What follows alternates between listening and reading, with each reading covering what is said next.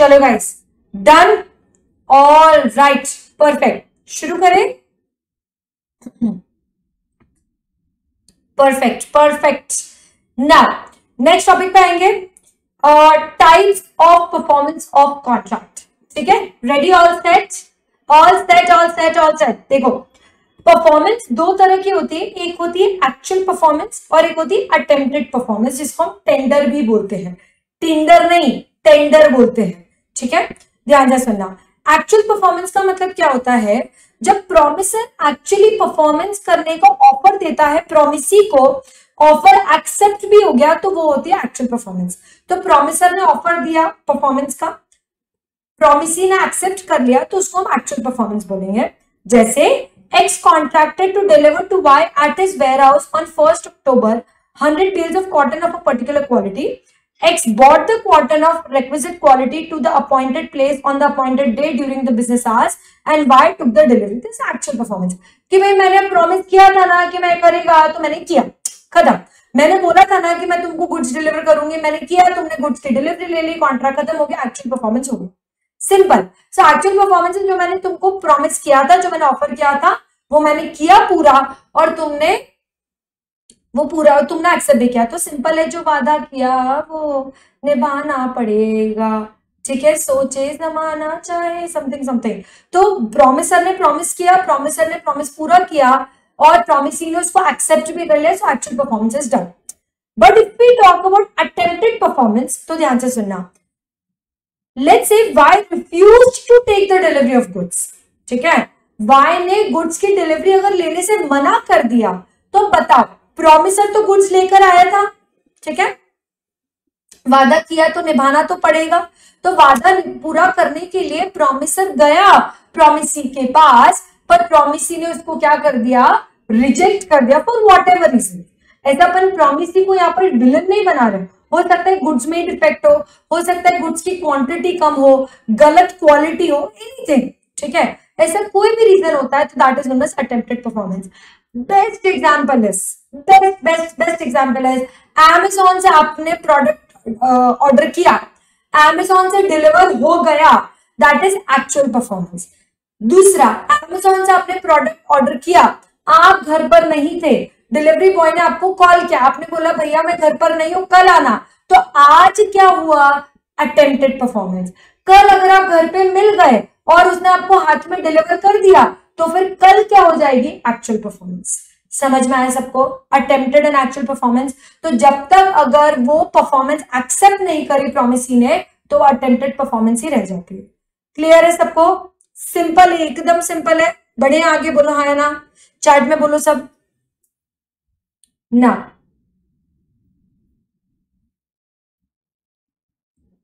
Tender, tender पे आता है। अब ये जो टेंडर मैंने आपको बताया, ये बेसिकली क्या है, अटेम्प्टेड परफॉर्मेंस होता है। ठीक है, tender is nothing but attempted performance. अब हम देखते हैं effect of tender, essentials of valid tender. Valid tender के एसेंशियल्स क्या है, ध्यान से सुनो। अनकंडीशनल, अनकंडीशनल का मतलब क्या होता है, tender is said to be unconditional when it is made according with the terms of the contract. X offers to deliver 100 bales of cotton to Y. If Y sells his one machine to X, it is a conditional tender and hence invalid. समझ आया? Attempted performance, यहाँ पर जो tender की हम बात कर रहे हैं, वो अनकंडीशनल होना चाहिए। मतलब कि X ने Y को ऑफर किया और Y ने एक्सेप्ट नहीं किया, तो that is unconditional tender, unconditional attempted offer.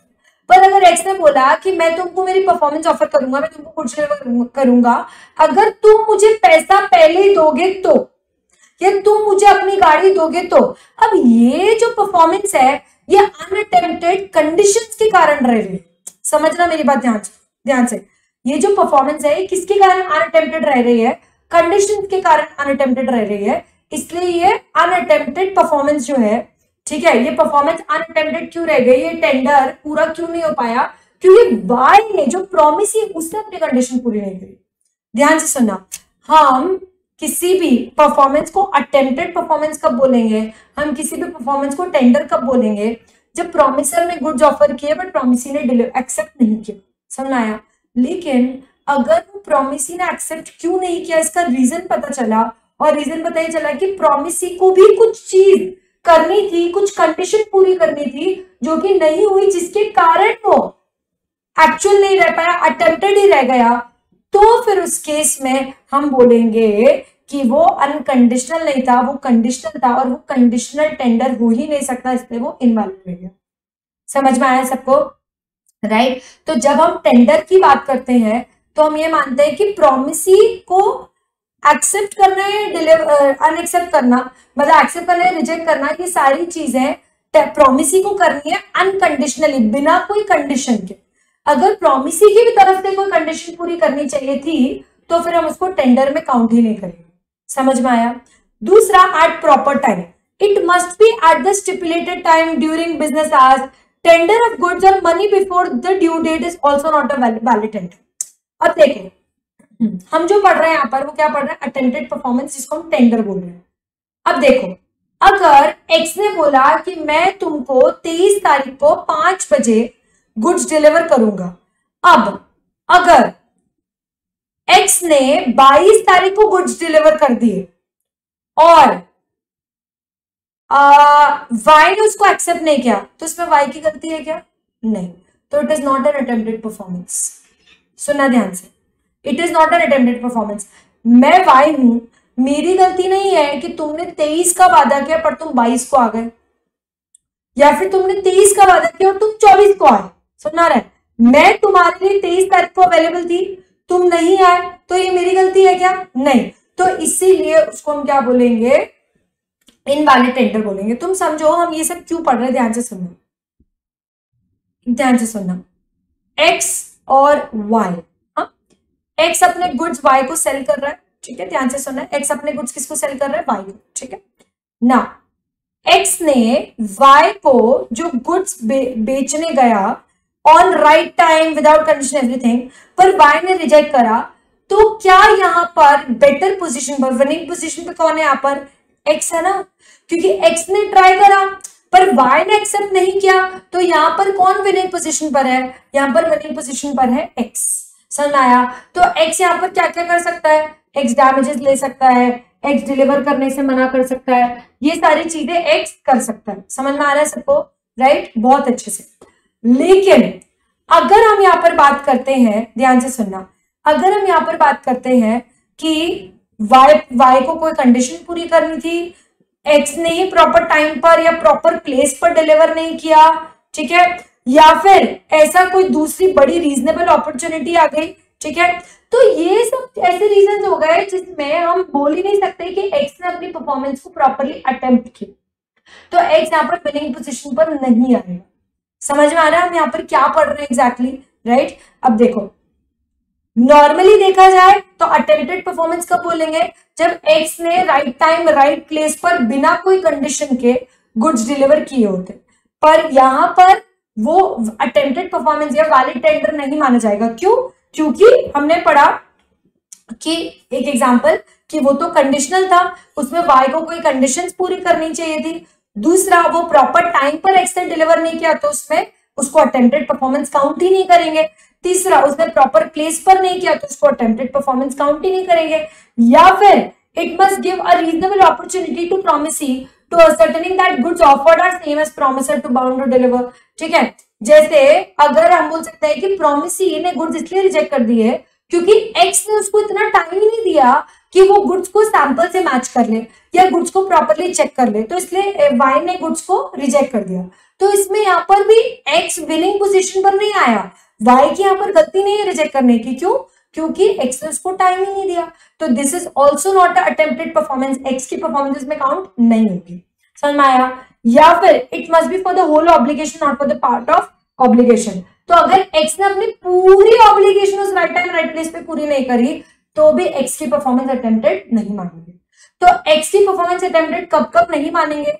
जब वाई पर भी कोई कंडीशन थी और वाई ने पूरी नहीं करी तो एक्स की परफॉर्मेंस अटेम्प्टेड नहीं मानेंगे। जब एक्स ने राइट टाइम पर गुड्स डिलीवर नहीं किए, जब एक्स ने राइट प्लेस पर गुड्स डिलीवर नहीं किए, जब एक्स ने वाई को रीजनेबल टाइम नहीं दिया गुड्स को चेक करने का, या एक्स ने पूरी ऑब्लिगेशन जो पूरी as it is as a whole obligation पूरी करनी थी वो नहीं करी, सिर्फ हाफ ही ऑब्लिगेशन पूरी करी, तो ये पांचों केसेस में हम ये मानेंगे कि एक्स ने परफॉर्मेंस अटेम्प्ट नहीं किया, उसको अटेम्प्टेड परफॉर्मेंस नहीं मानेंगे, उसको हम वैलिड टेंडर नहीं मानेंगे। तो मैम टेंडर को वैलिड कब मानेंगे? जब वाई पर कोई कंडीशन नहीं थी, वाई ने बिना कोई कंडीशन की भी वाई ने बिना कोई कंडीशन की भी गुड्स को रिजेक्ट कर दिया, राइट टाइम पर गुड्स मिले थे फिर भी रिजेक्ट कर दिया, राइट प्लेस पर गुड्स मिले थे फिर भी रिजेक्ट कर दिया, उसको रीजनेबल अपॉर्चुनिटी मिली थी चेक करने की गुड्स को फिर भी रिजेक्ट कर दिया, पूरी ऑब्लिगेशन एक्स ने पूरी करी उसके बाद भी रिजेक्ट कर दिया। इन सच केसेस एक्स तो बोल सकता है कि भाई मैंने तो परफॉर्मेंस अटेम्प्ट किया, मेरा तो टेंडर हुआ। समझ में आया सबको? बहुत अच्छे से बोलो हाँ या ना? यस। अच्छा, ये जो होल ऑब्लिगेशन वाला है ये क्या बोलता है कि ज्यादा भी नहीं कर सकते और कम भी नहीं कर सकते। सुना रहा है? सिमिलरली राइट टाइम वाली चीज भी क्या बोलती है, पहले भी डिलीवर किया तो वो इनवैलिड टेंडर माना जाएगा, अटेम्प्टेड परफॉर्मेंस में काउंट नहीं होगा, और अगर लेट भी डिलीवर किया तो भी अटेम्प्टेड परफॉर्मेंस में काउंट नहीं होगा। समझ में आया सबको? कोई डाउट समस्या आपत्ति इसमें? एक बार रीड कर लो फटाफट से, ये पांचों पॉइंट्स पर हम आगे बढ़ेंगे। फटाफट से रीड करो, चट चट पटपट फटफट।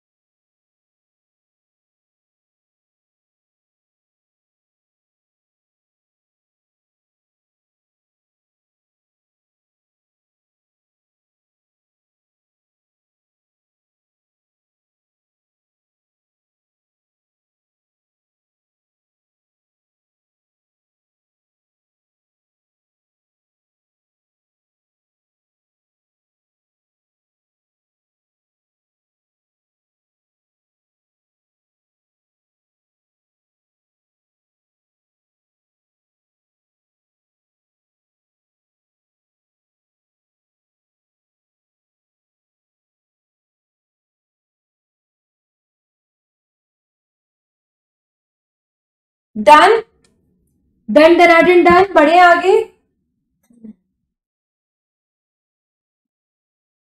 चलो ऑल राइट, बढ़ते हैं आगे। ये सबको क्लियर है ना बहुत अच्छे से? ऑनलाइन लाइव वाली जनता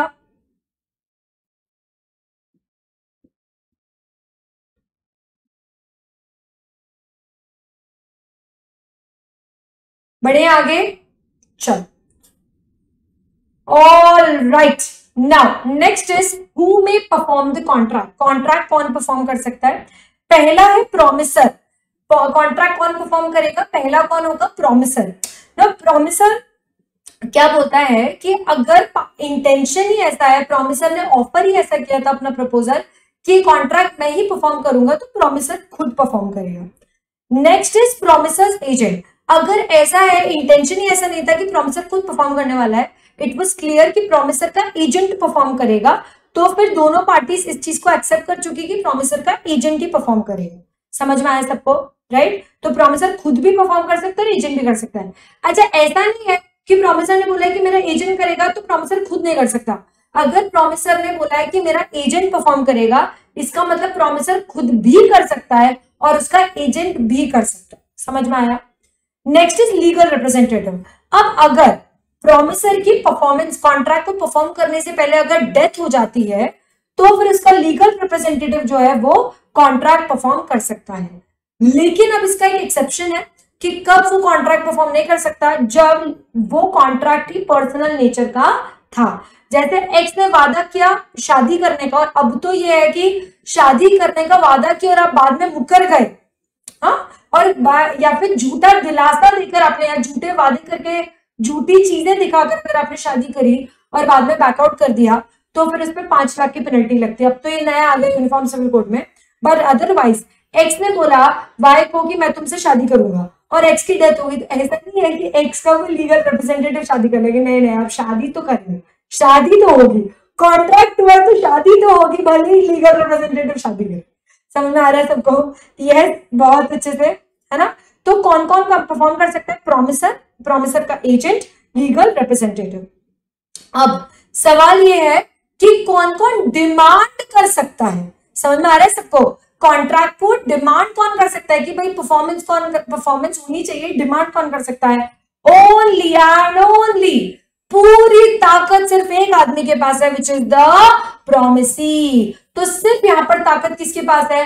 प्रोमिसी के पास है कि प्रोमिसी परफॉर्मेंस को डिमांड कर सकता है। Example, X promises Y to pay 1000 to Z, it is only Y you can demand performance and not Z. क्यों मैम, जेड क्यों नहीं कर सकता? क्योंकि जेड तो स्ट्रेंजर हो गया ना, प्रिविटी ऑफ कॉन्ट्रैक्ट लग गया ना यहाँ पर। क्लियर है सबको? राइट, बट इसके भी हमने एक्सेप्शन देखे हैं। अच्छा, लेकिन अब अगर प्रोमिसी की डेथ हो जाए इन केस, तो फिर उसका लीगल रिप्रेजेंटेटिव परफॉर्मेंस डिमांड कर सकता है। थर्ड पार्टी एक्सेप्शनल केसेस में कर सकती है, जिसमें हम लोगों ने प्रिविटी ऑफ कॉन्ट्रैक्ट के एक्सेप्शंस पढ़े थे कि अगर लेट्स से ट्रस्ट डीड है तो बेनिफिशियरी कर सकते हैं। फैमिली सेटलमेंट वाला केस है तो भले ही एक फैमिली मेंबर है वो party of family settlement deed नहीं भी है तो भी वो क्या कर सकता है? डिमांड कर सकते हैं। याद आ रहा है सबको? राइट, तो फैमिली सेटलमेंट वाला और ट्रस्ट वाली चीज हम एक्सेप्शन में पढ़ चुके हैं। यहाँ पे लिख लो एक्सेप्शंस ऑफ, लिख लो यहाँ पर privity of contract, exception of privity of contract. तो वैसे तो कौन कौन डिमांड कर सकता है परफॉर्मेंस? प्रोमिसी ही कर सकता है। प्रोमिसी की डेथ हो जाए तो फिर उसका लीगल रिप्रेजेंटेटिव कर सकता है या फिर थर्ड पार्टी कर सकती है, but only and only in exceptional cases which are only two cases. One is trust, trust के केस में बेनिफिशियरी कर सकता है even if is a stranger, third party, and family settlement में कोई भी फैमिली मेंबर कर सकता है even if is a stranger to an agreement. समझ में आया सबको? यस, बहुत अच्छे से, बढ़िया। आगे नाउ, अगर किसी पार्टी ने, मतलब कोई पार्टी, मतलब प्रॉमिसर हो गए, प्रॉमिसर के रिप्रेजेंटेटिव एजेंट्स हो गए, उन्होंने अगर परफॉर्म करने से मना कर दिया या अब वो परफॉर्म करने के लायक ही नहीं बचे, वो कॉन्ट्रैक्ट परफॉर्म नहीं कर पा रहे हैं या वो कॉन्ट्रैक्ट परफॉर्म करने से मना कर रहे हैं, तो अग्रीव्ड पार्टी क्या करेगी? यहाँ पर aggrieved party will terminate the contract and claim the compensation. या तो अग्रीव्ड पार्टी कॉन्ट्रैक्ट को टर्मिनेट कर देगी और कॉम्पनसेशन ले लेगी, या फिर वो ये भी बोल सकती है कि मैं ये कॉन्ट्रैक्ट कंटिन्यू करने को रेडी हूं, तुम किसी और से कॉन्ट्रैक्ट करवा लो या कोई भी और तरीके से मैं कॉन्ट्रैक्ट कंटिन्यू करने को रेडी हूं। समझ में आया सबको? बोलो हाँ या ना। ऑनलाइन लाइव वाली जनता keep replying in the chat, ठीक है। तो बाय कंडक्ट और वर्ड्स उसको ये बताना पड़ेगा कि या तो कंटिन्यू करने को रेडी है या फिर वो टर्मिनेट करना चाहता है और कॉम्पनसेशन लेना चाहता है। Example, A, a singer enters into contract with B, the manager of a theatre, to sing at the theatre 2 nights in every week during the next 2 months. अभी इससे वो वाला चल रहा है ना, बैंड्स जो परफॉर्म करते हैं ऑन लाइव परफॉर्मेंस देते हैं, जो भी singers, Indian singers live performance cafes वगैरह में, लाउंजेस वगैरह में देते हैं। तो वैसे एग्जाम्पल ले लो कि A ने B के साथ एंटर किया कॉन्ट्रैक्ट में, जहां पर ए ने बोला कि मैं हर हफ्ते में 2 दिन I will sing at your place, ठीक है। बी ने बोला कि 100 रुपीज हर नाइट की का पैसा उसको मिलेगा। On 6th night A wilfully absent herself from theatre. अब बी के पास ऑप्शन है कि बी, क्योंकि ए ने छुट्टी मारी है तो बी के पास ऑप्शन है कि वो कंटिन्यू करना चाहते हैं इसके बाद इसी सिंगर के साथ, या फिर अब वो कोई दूसरी सिंगर लाना चाहता है। समझ में आया सबको? तो इसके बाद दूसरा ऑप्शन है कि या तो कॉम्पनसेशन ले ले और कॉन्ट्रैक्ट को टर्मिनेट कर दे, या फिर बिना कॉम्पनसेशन के भी कॉन्ट्रैक्ट टर्मिनेट कर सकता है, या फिर वो बोले कि ठीक है एक बार की छुट्टी होगी ना, कोई बात नहीं, अपन आगे भी कंटिन्यू कर सकते हैं। तो जो तुम लोग सोच रहे थे कि मैम अगर परफॉर्मेंस हुआ ही नहीं तो सामने वाला कैसे कंटिन्यू करेगा, देखो पार्ट परफॉर्मेंस भी तो हो सकती है ना कि 5 नाइट्स तो उसने परफॉर्म किया लेकिन एक नाइट उसने छुट्टी मार ली, तो अब यहाँ पर उस कैफेटेरिया के ऑप्शन है कि वो कंटिन्यू करना चाहता है या नहीं करना चाहता। क्लियर है कि नहीं सबको? कौन कौन है यहाँ पर? सोहम, तृप्ति, चाहत, विशाल, तृप्ति, तृप्ति दोगे ना, भाग्यश्री, मुद्रा, सबको क्लियर है? समीक्षा, बढ़िया आगे। A singer enters into a contract with B, the manager of a theater, to sing at the theater 2 nights and during next 2 months, and B engages to pay her 100 each night. On 6th night, A willfully absents herself. With the absence of B, A sings on the 7th night, and B has signified his acquiescence in the continuance of the contract and cannot now put an end to it, but is entitled to compensation for damage sustained by him through A's failure to sing on the 6th night. अब देखो, सीधी सी बात है कि ए ने छुट्टी मार ली 6th night को, पर ए जो है वो 7th नाइट को ऑटोमेटिकली आया, अपने सेटअप किया और वो परफॉर्म करने लग गया वो वाला, ये दिल दीवाना दीवाना है ये दिल, वो प्रॉपरली गाना गाने लग गया। अब यहाँ पर डीम्ड हो गया, ये पार्टीज के कंडक्ट से डीम्ड है, पार्टी से एक्शन से डीम्ड है कि बी जो थिएटर जो कैफे चला रहा है उसने इस कॉन्ट्रैक्ट को वॉइड नहीं किया, टर्मिनेट नहीं किया, वो ए के साथ कंटिन्यू कर रहा है। हाँ, पर वो बाद में भी कॉम्पनसेशन जरूर मांग सकता है। अब यहाँ पर जो सिंगर है वो नहीं बोल सकता कि आपको अगर कॉम्पनसेशन चाहिए था तो आपको मुझे रोकना चाहिए था, ऐसा नहीं बोल सकता। अगर कॉम्पनसेशन चाहिए तो वो मांग सकता है, पर अगर वो कंटिन्यू भी करना चाह रहा है तो कंटिन्यू कर सकते हैं। समझ में आया सबको? अरे बोलो हाँ या ना? यस, बढ़े आगे। हाँ चलो लास्ट टॉपिक करेंगे हम लोग, लास्ट टॉपिक। यहां तक सबको क्लियर है? बहुत अच्छी तरीके से बढ़ेंगे आगे।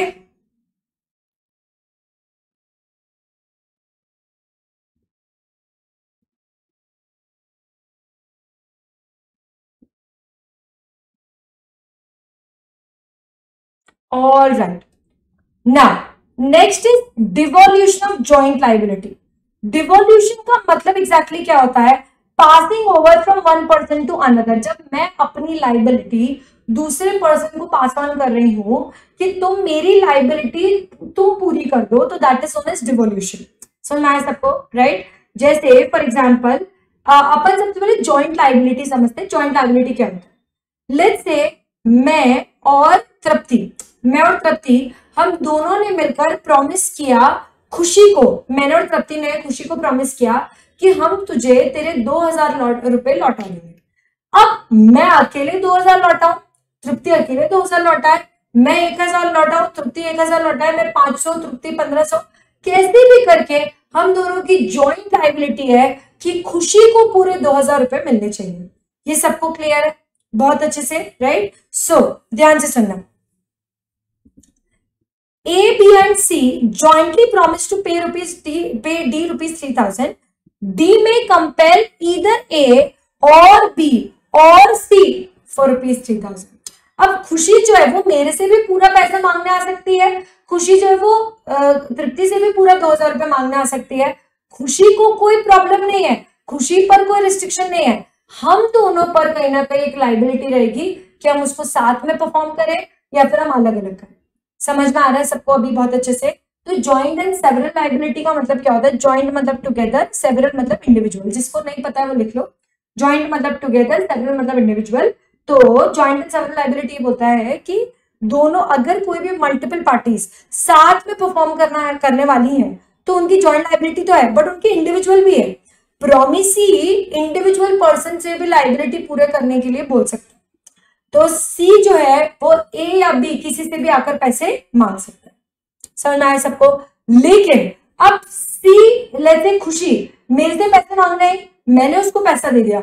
Do I have the right to take the contribution from Tripti here? Yes, मैं ये तो बोल सकती हूँ ना कि देख मैंने पूरा पैसा दे दिया अपनी तरफ से, अब तू तेरा हिस्सा कॉन्ट्रीब्यूट कर। ये तो वही बात होगी ना कि दो दोस्त रेस्टोरेंट में गए, दो दोस्त, चलो दोस्त छोड़ो, बॉयफ्रेंड गर्लफ्रेंड रेस्टोरेंट में गए और बिल आया, ठीक है। अब लेट्स से फॉर एग्जांपल लड़के ने बिल पे कर दिया, एक एग्जांपल, लड़के ने बिल पे कर दिया तो लड़की का भी वहां पर बनता है कि उसको कंट्रीब्यूट करना पड़ेगा। समझ में आ रही बात सबको? यस, बहुत अच्छे से।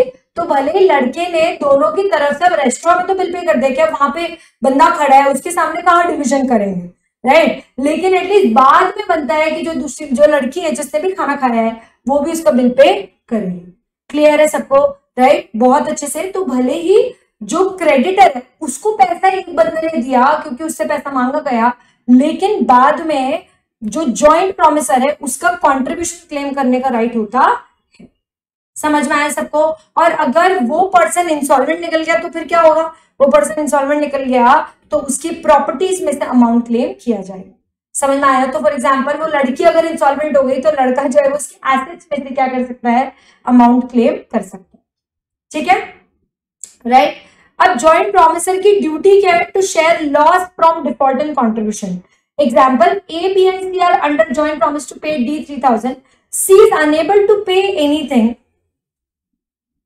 C is unable to pay anything. A is compelled to pay the whole. So A is entitled to receive 1500 from B.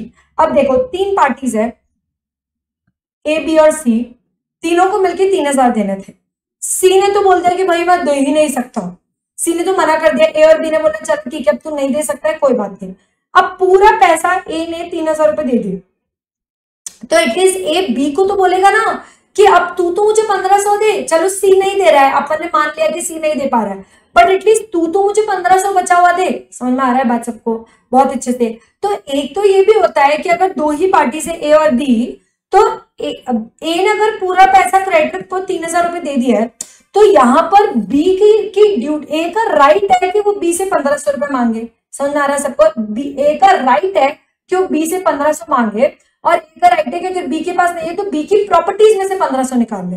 लेकिन लेकिन लेकिन एक और यहाँ पर एक एलिमेंट आ जाता है कि लेट्स से 3 पार्टीज हैं और जिसमें से एक बिल्कुल इंसॉल्वेंट हो गई और दोनों पार्टीज ने उसका डेट माफ कर दिया, तो एटलीस्ट बाकी जो 2 बची हुई पार्टीज हैं वो तो लॉस को शेयर करेंगी। समझ में आया सबको। तो जॉइंट लायबिलिटी में हमने क्या क्या पढ़ा, पहला हमने पढ़ा कि अगर मल्टीपल प्रोमिसर्स हैं तो सबकी जॉइंटली और इंडिविजुअली लाइबिलिटीज बनती है क्रेडिटर को पैसा देने की। क्रेडिटर किसी भी एक पर्सन से पैसा ले सकता है। दूसरा, अगर एक ही पर्सन ने पूरा पैसा दे दिया तो उसका राइट है कि जो उसका जॉइंट प्रोमिसर, जो दूसरा को प्रोमिसर है, उससे पूरा पैसा बचा हुआ उसका कंट्रीब्यूशन लेगा। अगर लेट्स से मल्टीपल प्रोमिसर्स हैं जिसमें से एक तो इंसॉल्वेंट हो गया और उसका डेट प्रोमिसर्स ने माफ भी कर दिया, तो अब जो रिमेनिंग प्रोमिसर्स हैं वो आपस में कंट्रीब्यूट करेंगे। समझ में आया सबको, राइट। बट इन सारे जॉइंट प्रोमिसेस में एक चीज बहुत जरूरी है, वो क्या है, म्यूचुअल कंसेंट। ठीक है, जॉइंट प्रोमिसेस में एक चीज जरूरी क्या है, विच इज म्यूचुअल कंसेंट। ठीक है। अ कॉन्ट्रैक्ट, ये इंपॉर्टेंट है, यहां से मार्क करो, अ कॉन्ट्रैक्ट में be discharge by mutual consent. एक कॉन्ट्रैक्ट को खत्म करने के लिए हम म्यूचुअल कंसेंट से कैसे खत्म कर सकते हैं। एक होता है नोवेशन। नोवेशन का मतलब क्या, मैं और तुम हम दोनों पार्टीज हैं। हाँ, नोवेशन का मतलब क्या, मैं और तुम हम दोनों पार्टीज हैं और हम दोनों ने म्यूचुअली अग्री किया है, हम दोनों पार्टीज हैं और हमने म्यूचुअली अग्री किया है किस चीज के लिए, कि let's enter into a new contract all together. समझ में आया सबको, राइट। क्यों, क्योंकि ये एग्जिस्टिंग कॉन्ट्रैक्ट की कंडीशंस में गड़बड़ है या फिर इसका टाइम एक्सपायर हो गया, हमको कॉन्ट्रैक्ट को एक्सटेंड करना है, व्हाटएवर, तो हम क्या कर सकते हैं, नोवेशन। नोवेशन मतलब न्यू कॉन्ट्रैक्ट में एंटर कर सकते हैं between same parties same matter, same parties same matter, या फिर थोड़ी बहुत न्यू पार्टीज भी ऐड हो सकती है। For example, A owes money to B under a contract. It is agreed between A, B and C that B shall henceforth accept C as his debtor instead of A. The old debt of A to B no longer exists and a new debt from C to B has been contracted. Right? तो A ने A को B को पैसे लौटाने, A owes money to B. अब दोनों में agree कर लिया है कि A पैसा नहीं देगा, B जो है वो पूरा पैसा C से लेगा, तो अब नया कॉन्ट्रैक्ट इसमें बनेगा, उसी डेट के लिए B और C के बीच में बनेगा। समझ आ रहा है सबको। A ने बोला कि मैं तुम्हें पैसा लौटाऊंगा, फिर बाद में दोनों ने अग्री करा कि नहीं, अब B को पैसा A से नहीं मिलेगा, C से मिलेगा, तो B और C के बीच में अग्रीमेंट बनेगा, तो A और B का कॉन्ट्रैक्ट खत्म, B और C का नया कॉन्ट्रैक्ट बन गया, न्यू कॉन्ट्रैक्ट बन गया, मतलब नोवेशन। नेक होता है रेसिशन। रेसिशन मतलब उसको रेसिंड करना, रेसिंड करना मतलब कैंसिल करना। तो आपने उस अग्रीमेंट को ही कैंसिल कर दिया, कि कैंसिल, वो पोपट लाल होता है ना, कैंसिल, कॉन्ट्रैक्ट ही कैंसिल कर दिया, उसकी सारी टर्म्स कैंसिल कर दी। नेक्स्ट होता है ऑल्टरेशन। ऑल्टरेशन का मतलब होता है कि जब आप दोनों मिलकर कोई कॉन्ट्रैक्ट की टर्म्स एंड कंडीशंस को चेंज कर रहे हो, पर पार्टीज चेंज नहीं होनी चाहिए, बस टर्म्स चेंज होनी चाहिए, तो that will be alteration of contract. Next is रेमिशन। रेमिशन का मतलब क्या होता है, जिसमें जो प्रॉमिसी है वो सेटलमेंट कर लेता है। सेटलमेंट मतलब प्रॉमिसर ने कम प्रॉमिस परफॉर्म किया, कम पेमेंट किया, कम गुड्स डिलीवर किया है, और प्रॉमिसी ने उसको कम प्रॉमिस को, लेसर प्रॉमिस को एक्सेप्ट कर लिया। जैसे ए को 5,000 रुपए देने हैं, पर एक्चुअली 1,000 रुपए दिए और फिर उसको एक्सेप्ट कर लिया, तो that is known as remission. And last is waiver. Waiver मतलब क्या, कि प्रॉमिसी ने प्रॉमिसर का प्रॉमिस ही माफ कर दिया, कि परफॉर्मेंस ही माफ कर दी, कि ठीक है जाने दे, तू पैसा नहीं देगा तो अब जाने दे, तो मैं इस चीज को वेव ऑफ ही कर देता हूं, जाने देता हूं, माफ किया, इज वेवर। तो 5 तरह से कॉन्ट्रैक्ट डिस्चार्ज हो जाता है। डिस्चार्ज मतलब कि अब ना प्रॉमिसर प्रॉमिस कंप्लीट करेगा, ना प्रॉमिसी एक्सेप्टेंस करेगा, कुछ भी नहीं होगा इस कॉन्ट्रैक्ट में। 5 चीजों में, पहला नोवेशन, जिसमें आप नए कॉन्ट्रैक्ट में एंटर कर लेते हो। दूसरा रेसिशन, जिसमें आप कॉन्ट्रैक्ट को कैंसिल ही कर देते हो। तीसरा ऑल्टरेशन, जिसमें आप ओरिजिनल कॉन्ट्रैक्ट की टर्म्स को चेंज कर देते हो। चौथा रेविशन, जिसमें प्रॉमिसी जो है वो कॉन्ट्रैक्ट को लेसर में एक्सेप्ट कर लेता है, कम में सेटल कर लेता है, लेसर प्रॉमिसी एक्सेप्ट कर लेता है एंड लेसर परफॉर्मेंस एक्सेप्ट कर लेता है। और 5वां है वेवर, जिसमें प्रॉमिसी माफ कर देता है, छोड़ देता है। समझ में आया कि सबको? किसी को कोई डाउट, समस्या, आपत्ति? अरे बोलो है ना? ठीक है, तो ये तो तरीके है ही, इसके अलावा और भी तरीके हैं जिससे कि हमारा कॉन्ट्रैक्ट डिस्चार्ज होता है। वो तरीके हम अभी नहीं पढ़ेंगे, वो हम पढ़ेंगे अब कल। पर आपको क्या करना है, आपको यहां तक का 5वां तक का पढ़ना है, फिर लैप्स ऑफ टाइम और वेवर, लैप्स ऑफ टाइम और ऑपरेशन ऑफ लॉ, ये सब हम लोग पढ़ेंगे कल। समझ में आया सबको? कल का time I will keep you informed, कल का टाइमिंग कैसा रहेगा। अगर बहुत ज्यादा टाइम मैनेज नहीं हुआ, पूरा फुल डे आपका बिजी रहा कल का, तो फिर मैं शायद लेक्चर नहीं लूंगी, तो मैं आपको JIJL वाले ग्रुप पर इन्फॉर्म कर दूंगी। Okay, done done done done, all right, perfect. ठीक है गाइस, तो आज की सभा हम समाप्त करते हैं। Keep reading this. आपके पास अभी भी 15-20 मिनट का समय है, आप लोग अभी इधर उधर भागने की जगह इसको पूरा रिवाइज कर लेना, सो दैट आपका अभी के अभी पूरा रिविजन हो जाए। क्लियर है सबको? क्योंकि कल मैं रिवाइज नहीं कराऊंगी, कल मैं सीधे इसके आगे कंटिन्यू करूंगी। Okay, done. सो आज की सभा, thank you so much, have a good day, bye bye, take care.